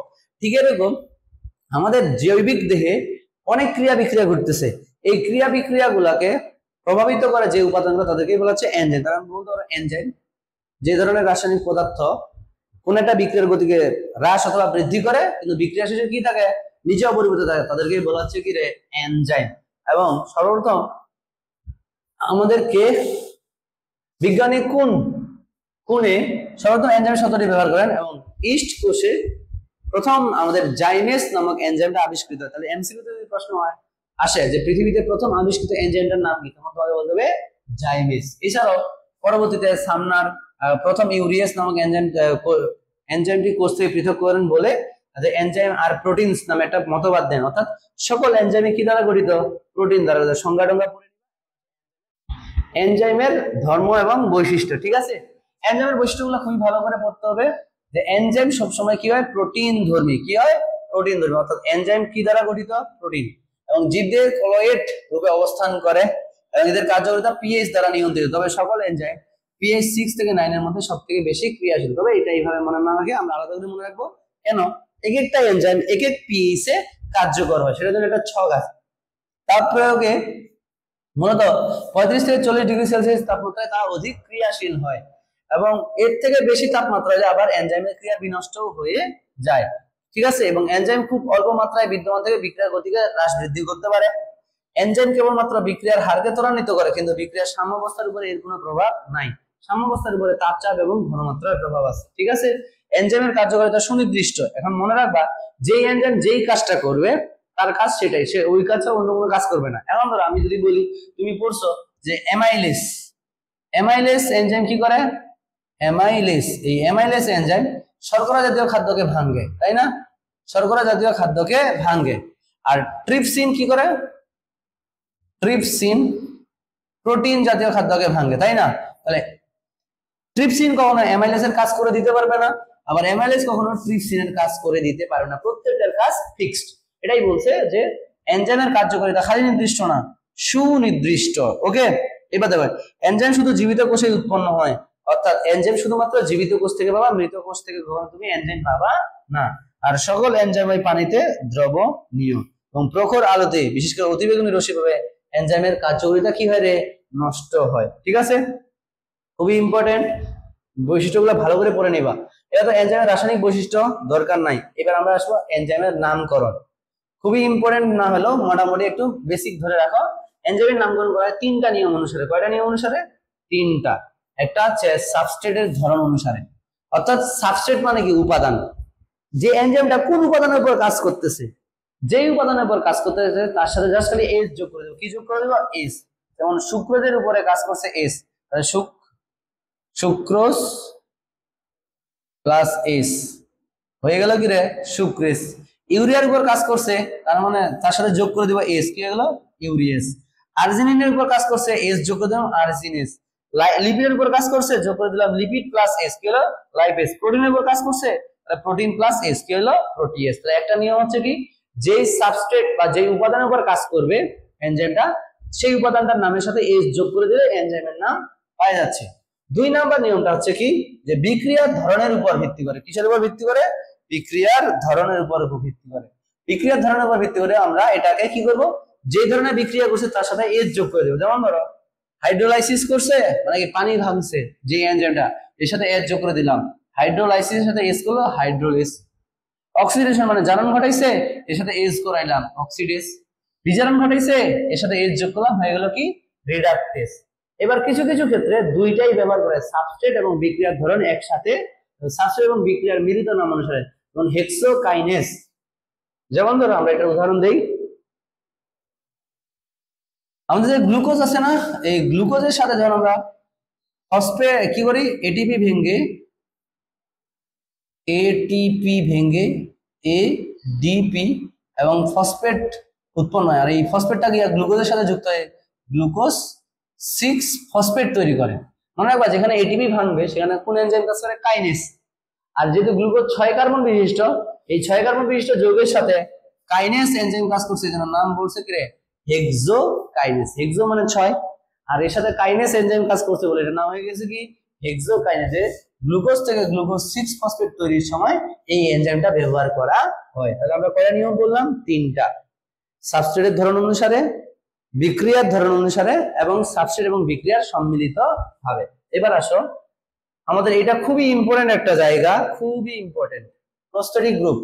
মনে রাখবা, যে সকল এনজাইমকে বিশ্লেষণ করলে আমরা শুধুমাত্র প্রোটিন পাবো, শুধুমাত্র যে এনজাইম শুধুমাত্র প্রোটিন দিয়ে গঠিত তাদেরকে বলে সরল এনজাইম। কোন কোন সময় এই সরল এনজাইমের সাথে অপ্রোটিন জাতীয় অংশ যুক্ত থাকে, তখন তাকে আমরা বলবো কনজুগেট প্রোটিন বা কনজুগেট এনজাইম। আর কনজুগেট প্রোটিনের প্রোটিন অংশকে বলবো অ্যাপো এনজাইম, আর অপ্রোটিন অংশকে বলা হয় প্রোস্টেটিক গ্রুপ। কথাটা বুঝতে পারছি? তাহলে প্রোটিন এবং ধরো একটা এনজাইম আছে, এই এনজাইমে আমাদের একটা প্রোটিন অংশ আছে আর একটা অপ্রোটিন অংশ আছে, এটাকে বলে যুগ্ম এনজাইম ও প্রোটিন। এই এনজাইমের প্রোটিন অংশটাকে বলা হচ্ছে আমাদের হচ্ছে prostatic group, sorry apo enzyme, নাম হচ্ছে অ্যাপো এনজাইম, অ্যাপো এনজাইম। আর অপ্রোটিন অংশটাকে বলা হয় প্রোস্থেটিক গ্রুপ, প্রোস্থেটিক গ্রুপ। ঠিক আছে? এখন দেখো, এনজাইমের প্রোস্থেটিক গ্রুপটা যদি কোনো একটা ধাতু হয় তাহলে তাহলে কোফ্যাক্টর, আর যদি এনজাইমের প্রোস্থেটিক গ্রুপ একটা জৈব রাসায়নিক উপাদান হয় তখন তাকে বলে কি কো এনজাইম। খুবই ইম্পর্টেন্ট। এবার প্রশ্ন আসতে পারে, যুগ্ম এনজাইমের অপ্রোটিন অংশকে কি বলা হয়? Prosthetic group. প্রোটিন অংশকে কি বলা হয়? Apo enzyme. প্রোটিন অংশ, অপ্রোটিন অংশটা যদি ধাতু হয় তাহলে বলে কোফ্যাক্টর, আর যদি আমার কোনো জৈব উপাদান হয় তাহলে তার নাম হবে কি কো এনজাইম।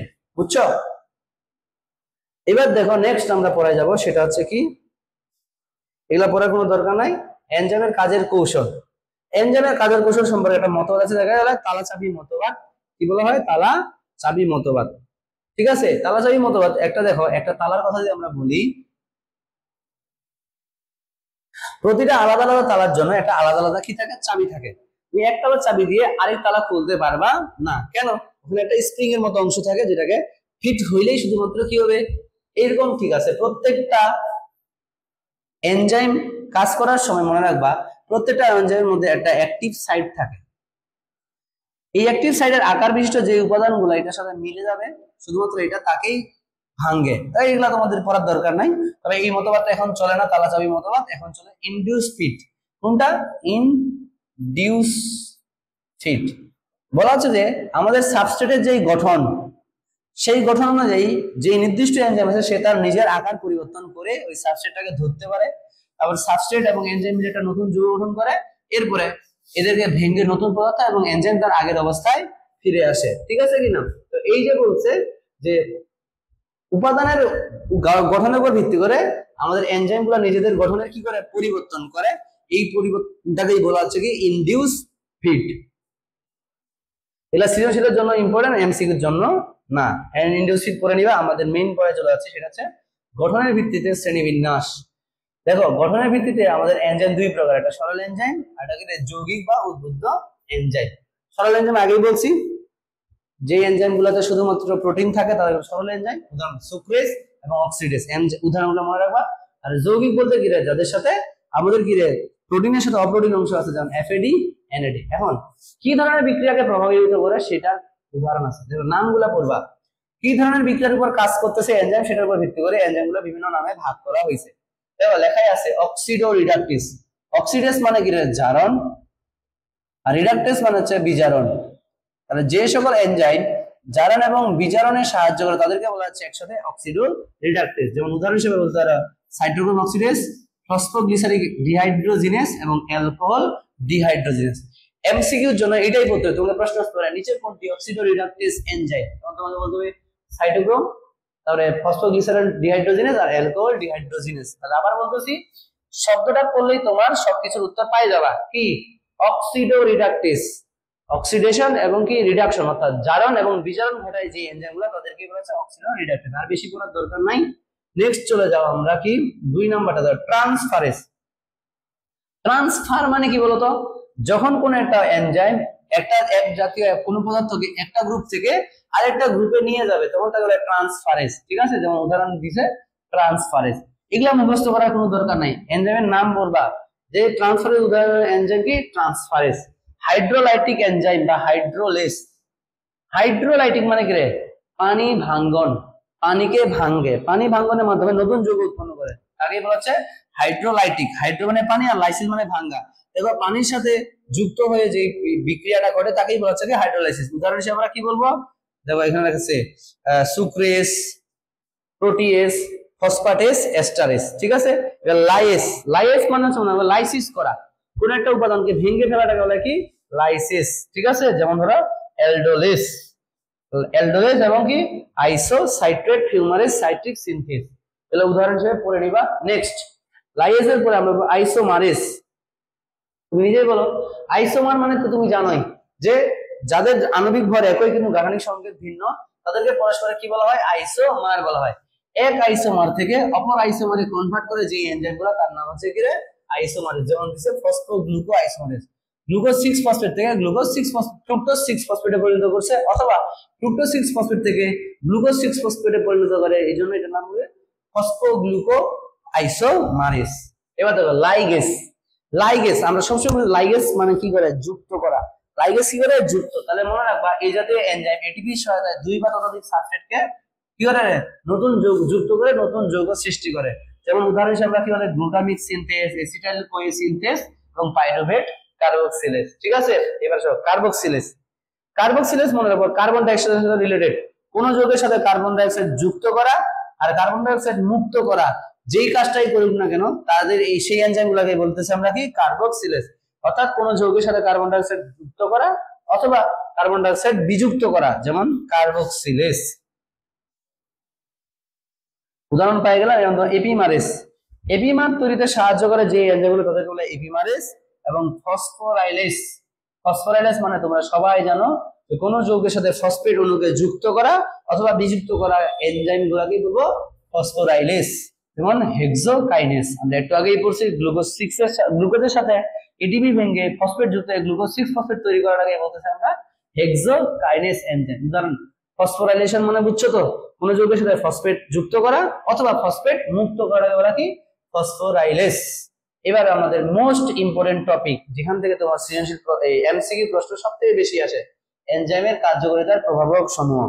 এনজাইমের কার্যকারিতার প্রভাবক হচ্ছে অনেকগুলো আছে, যার মধ্যে একটা হচ্ছে আমাদের তাপমাত্রা। মনে রাখবা এনজাইম সবথেকে বেশি কাজ করে 35 থেকে 40 ডিগ্রি সেলসিয়াস তাপমাত্রায়। এর থেকে বেশি হয়ে গেলে যদি 45 এর উপরে চলে যায় এনজাইমের কার্যকারিতা কি হয়ে যায়? নষ্ট হয়ে যায়। এছাড়াও পিএইচ, পিএইচ দ্বারা নিয়ন্ত্রিত হয়, যদিও অধিকাংশ পিএইচ কতর মধ্যে কাজ করে এনজাইম? পিএইচ 6 থেকে 9 এর মধ্যে ভালো কাজ করে, বাট নির্দিষ্ট এনজাইমের জন্য অপটিমাম পিএইচ হচ্ছে এরকম, মুখস্থ করবা। পেপসিনের জন্য 2, ইনভার্টেসের জন্য 4.5, সেলুলোজের জন্য 5, ইউরিয়াজের জন্য 7 এবং ট্রিপসিনের জন্য 8। এখন ডাইরেক্ট প্রশ্ন আসতে পারে পেপসিনের অপটিমাম পিএইচ কত, ট্রিপসিনের অপটিমাম পিএইচ কত, সেলুলোজের সেলুবায়োজের অপটিমাম পিএইচ কত। এবার দেখো পরে যে টপিকটা আসতেছে সেটা হচ্ছে কি পানি। পানি তো অবশ্যই কাজে এনজাইমের কার্যকারিতা সাহায্য করে। ধাতু, এটা খুবই ইম্পর্টেন্ট একটা জায়গা, যে কিছু কিছু ধাতু আছে যারা এনজাইমের কার্যকারিতাকে বাড়িয়ে দেয়, আবার কিছু কিছু ধাতু আছে যারা এনজাইমের কার্যকারিতাকে কি কমিয়ে দেয়। এমসিকিউ জন্য মনে রাখবা ম্যাঙ্গানিজ, ম্যাগনেসিয়াম, কোবাল্ট, নিকেল এরা এনজাইমের কার্যকারিতা বাড়িয়ে দেয়। আর কি রে? সিলভার, জিঙ্ক, কপার, এটা হচ্ছে বেশিরভাগ ক্ষেত্রে ওই যে আমরা কি বলে তোমার বিভিন্ন ধরনের ধাতু আছে না, রূপা, দস্তা এবং কি রে তামা, এরা মূলত আমাদের কি করে? কার্যকারিতাটাকে কমিয়ে দেয়। ঠিক আছে। এমসিকিউ জন্য খুবই ইম্পর্টেন্ট জায়গা, নিচের কোনটি এনজাইমের কার্যকারিতা বাড়িয়ে দেয় আর নিচের কোনটি এনজাইমের কার্যকারিতা কমিয়ে দেয়। ঠিক আছে। এবার সাবস্ট্রেটের ঘনত্ব, এনজাইমের ঘনত্ব, প্রোডাক্টের ঘনত্ব, অ্যাক্টিভেটর, জাস্ট মেইন পয়েন্টগুলো পড়বে আর একবার রিডিং দিবা। এবার দেখো দরকার নাই, এবার চলে যাচ্ছে জৈবিক কার্যক্রমে এনজাইমের ব্যবহার। সেলুলোজ খুবই ইম্পর্টেন্ট, এখান থেকে কি কি পড়বা? সেলুলোজ কি, এগুলা মুখস্থ করার দরকার নাই, জাস্ট সেলুলোজ কোন কাজে ব্যবহার করা হয়। আমরা সবাই জানি সেলুলোজকে ভাঙার জন্য যে এনজাইমটা কাজ করে তার নাম হচ্ছে কি সেলুলোজ। আর সেলুলোজ এনজাইম কোথায় কাজ? কফি প্রক্রিয়াকরণ। কফি কই থেকে আসে? গাছ থেকে। আর আমরা সবাই জানি সেলুলোজ কার প্রধান উপাদান? সেলুলোজ হচ্ছে উদ্ভিদের প্রধান উপাদান। উদ্ভিদ থেকে যা যা পাবো আমরা সবগুলো জায়গায় আমাদেরকে ব্যবহার করা হয় সেলুলোজ। এবং কফি কই থেকে পাই? কফি গাছ থেকে পাই। পেপার এন্ড পাম, এটা আমরা কোথায় পাই? গাছ থেকে কাগজ বানাই না? হ্যাঁ। ওয়াশিং পাউডার এবং লর্ডনির ডিটারজেন্ট এগুলোও গাছ থেকে পাই, এই জন্য ওগুলোকে ভাঙতে আমার কি সেলুলোজ এনজাইম লাগে। ফলের জুস আমরা আগে বলছি ফল একটা গাছ থেকে পাই, সুতরাং এটা থেকে তৈরি করতেও আমাদের কি সেলুলোজ এবং ঔষধ শিল্পে এর যথেষ্ট প্রয়োগ রয়েছে। এবার দেখো প্রোটিয়েজ এনজাইম। প্রোটিয়েজ এনজাইম কাদেরকে বলতেছি? প্রোটিনকে ভাঙে অ্যামাইনো অ্যাসিডে পরিণত করে যে এনজাইমগুলো তাদেরকে বলা হয় প্রোটিয়েজ এনজাইম। এই প্রোটিয়েজ এনজাইম অনেকগুলো আছে, আমরা পড়ব তৃতীয় অধ্যায়ে পরিপাক, ট্রিপসিন, কাইমোট্রিপসিন, তারপরে পেপসিন, পেপেইন ইত্যাদি। ঠিক আছে, প্রোটিয়েজ এনজাইমের ব্যবহারটা দেখো। প্রোটিয়েজ এনজাইম বিভিন্ন ধরনের শিল্প ওষুধ ক্ষেত্রে ব্যবহার করা হয়, বেকারি শিল্পে এনজাইম এই এনজাইম ব্যবহার করা হয়। খুব ইম্পর্টেন্ট একটা লাইন, রক্ততঞ্চন নিয়ন্ত্রণে প্রোটিয়েজ এনজাইম ব্যবহার করা হয়। রক্ততঞ্চন অর্থাৎ রক্ত জমাট বাঁধতে, কারো হাত কেটে গেছে রক্ত জমাট বাঁধতে বাধাইতে আমাদের এই প্রোটিয়েজ এনজাইম ব্যবহার করা হয়। এবার আসি অ্যামাইলেজ। অ্যামাইলেজ তোমরা মনে রাখবা শর্করা জাতীয় খাদ্য পরিপাকে সাহায্য করে যে এনজাইমগুলো তাদেরকে বলতেছি অ্যামাইলেজ। ঠিক আছে, অ্যামাইলেজ আবার দুই প্রকার, আলফা অ্যামাইলেজ আর বিটা অ্যামাইলেজ। আলফা অ্যামাইলেজকে ভেঙে আমরা ডেক্সট্রিন পাবো, আর বিটা অ্যামাইলেজকে ভাঙলে আমরা মল্টোজে পরিণত হবে। অ্যামাইলেজের ব্যবহার স্টার্চ থেকে বিয়ার, মদ তৈরি করতে ব্যবহার করা হয়। কাপড় এবং বাসন কোসন থেকে স্টার্চ অপসারণ করতে ডিটারজেন্ট। জটিল শর্করাকে ভেঙে পাউরুটি শিল্পে অ্যামাইলেজ এবং প্যানক্রিয়াটিক এনজাইমের রিপ্লেসমেন্ট থেরাপি। খুবই ইম্পর্টেন্ট, মেডিকেলের জন্য প্রশ্ন আসতে পারে। কি বললাম? এটা খুবই ইম্পর্টেন্ট। যেখানে আমি আগেই বলছি মেডিকেল কোথায় প্রশ্ন আসে, যেখানে রোগ সেখানেই মেডিকেল। ঠিক আছে, প্যানক্রিয়াটিক এনজাইমের রিপ্লেসমেন্ট থেরাপির চিকিৎসায় আমাদের কোনটা ব্যবহার করতে পারি? অ্যামাইলেজ ব্যবহার করতে পারি। এবার আসি ক্যাটালেজ। আমরা পড়ছি পারঅক্সিজেনের ভিতরে ক্যাটালেজ এনজাইম থাকে। এই ক্যাটালেজ এনজাইম হাইড্রোজেন পারঅক্সাইডকে ভেঙে অক্সিজেন এবং কি রে পানিতে পরিণত করে। ঠিক আছে, ক্যাটালেজ এনজাইমের ব্যবহারটা দেখো, খুবই ইম্পর্টেন্ট। পনির তৈরিতে দুধ থেকে হাইড্রেট পারঅক্সাইড অপসারণ করতে ব্যবহার করা হয়। কাপড় থেকে হাইড্রোজেন পারঅক্সাইড অপসারণ এবং চোখের কন্ট্রাক্ট লেন্স পরিষ্কার করার ক্ষেত্রে এটা খুবই ইম্পর্টেন্ট একটা লাইন। চোখের কন্ট্রাক্ট লেন্স তৈরি পরিষ্কার করার কাজে কোনটি ব্যবহার করা হয়? তোমাকে বলতে হবে ক্যাটালেজ। এবারে আমরা যাচ্ছি, সেটা হচ্ছে কি জাইমেস, যেটা আমাদের পৃথিবীতে প্রথম আবিষ্কৃত এনজাইম। ঠিক আছে, ঠিক আছে, জাইমেস কি করে? গ্লুকোজকে ভেঙে অ্যালকোহল এবং কি কার্বন ডাই অক্সাইডে পরিণত করে। আর এটা একটা কি একটা অবাধ শোষণ প্রক্রিয়া। ঠিক আছে, তাহলে জাইমেস কি করে? ইস্ট থেকে জাইমেস এনজাইম সংগ্রহ করে বদহজম রোগীর ওষুধ তৈরি করা হয়। বদহজমের ওষুধ হিসেবে ব্যবহার করা হয় কোনটা? জাইমেস। ঠিক আছে, এছাড়াও অ্যালকোহল উৎপাদনে জাইমেস ব্যবহার করা হয়। এই দুইটা ইম্পর্টেন্ট। এবার আসি লাইপেস। লাইপেস হচ্ছে কি লিপিড পরিপাককারী এনজাইমগুলোকে আমরা বলবো লাইপেস। কি লিপিড পরিপাককারী এনজাইমগুলোকে বলা হয় কি? লাইপেস বলা হয়। ঠিক আছে, কাজ কি? দই এবং পনির থেকে লাইপেস তৈরি হয়। বেকারি শিল্পে ডিটারজেন্ট এবং অগ্নাশয়ের বিভিন্ন রোগ নির্ণয়ে, very very most important line, অগ্নাশয়ের রোগ নির্ণয়ে কোনটি ব্যবহার করা হয়? লাইপেস। আবার বলতেছি, অগ্নাশয়ের রোগ নির্ণয়ে কোনটা ব্যবহার করা হয়? লাইপেস। এবং ব্যবহারিক জীবনে এনজাইমের প্রয়োগ এবং গুরুত্ব আমরা এখন পড়ব। ঠিক আছে, এখন দেখি এনজাইমের গুরুত্ব। দেখো প্রত্যেকটা একদম সেই লেভেলের ইম্পর্টেন্ট লাইন। জাস্ট খালি কি করবা, সব মুখস্থ করার দরকার নাই, জাস্ট খালি মনে রাখবা এনজাইমটা কোনটা।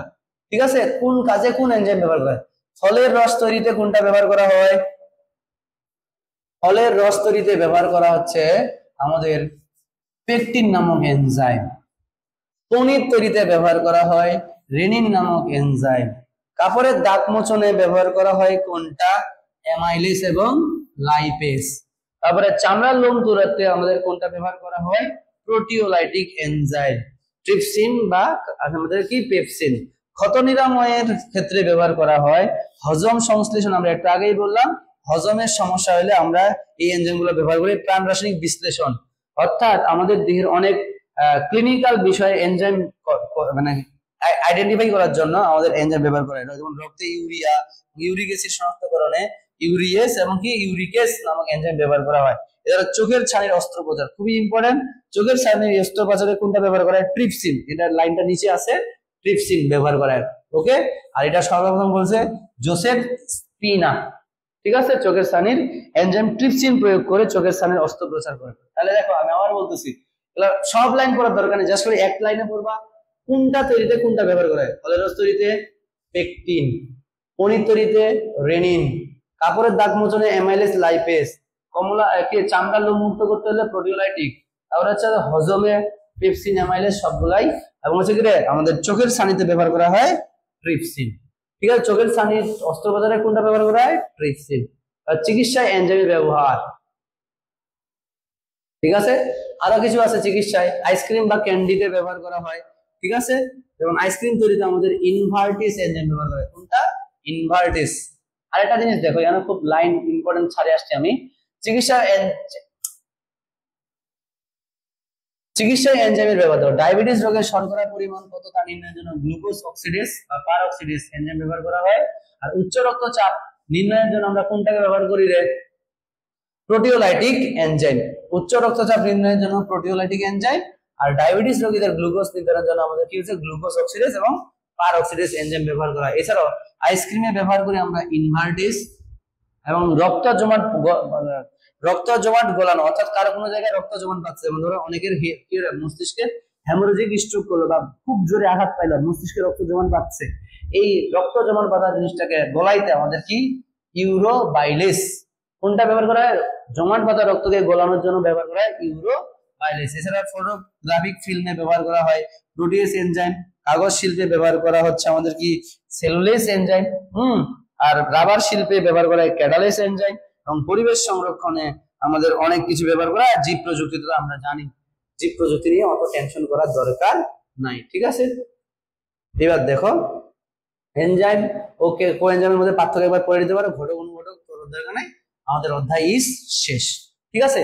এটা অনেক বড় অধ্যায়, এই জন্য আমরা 2টা ক্লাস আপলোড দিয়েছি, যারা এই ক্লাসের প্রথম তারা আগের ক্লাসটা দেখে নিতে পারো। আর পরের কথা হচ্ছে যে আমি যেই লাইনগুলো দাগাই দিলাম সেটা তোমরা ভালো করে পড়বা, এবং একবার পড়ার পরে অবশ্যই এবং অবশ্যই তোমাদের কাছে যে অ্যাডমিশন গাইড আছে বা প্র্যাকটিস বুক আছে তার সব এমসিকিউ সলভ করে ফেলবা, ঠিক আছে। দেখা হবে নেক্সট ক্লাসে। ধন্যবাদ সবাইকে।